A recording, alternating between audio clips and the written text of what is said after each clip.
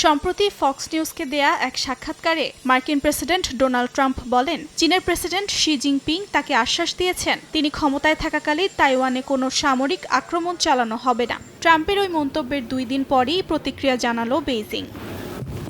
স্থানীয় সময় সোমবার বেইজিংয়ে আয়োজিত সাপ্তাহিক সংবাদ সম্মেলনে মুখপাত্র মাওনিং বলেন, তাইওয়ান চীনের অবিচ্ছেদ্য অংশ। সমাধান কিভাবে হবে তা চীনা জনগণের ব্যাপার। তিনি আরও বলেন, শান্তিপূর্ণ পুনর্মিলনের চেষ্টা চলবে, তবে কোনো ব্যক্তি বা শক্তিকে তাইওয়ানকে আলাদা করতে দেয়া হবে না। চীনের অবস্থান তাইওয়ান প্রশ্নে সবসময়ই সুস্পষ্ট ও অভিন্ন। তাইওয়ান চীনের অবিচ্ছেদ্য অংশ। তাইওয়ান ইস্যু সম্পূর্ণভাবে চীনের অভ্যন্তরীণ বিষয়। এই সমস্যার সমাধান কিভাবে হবে তা একান্তই চীনা জনগণের ব্যাপার। এদিকে তাইওয়ানের পররাষ্ট্র মন্ত্রণালয় জানায়, তারা যুক্তরাষ্ট্র ও চীনের উচ্চ পর্যায়ের সব ধরনের যোগাযোগ নিবিড়ভাবে পর্যবেক্ষণ করছে।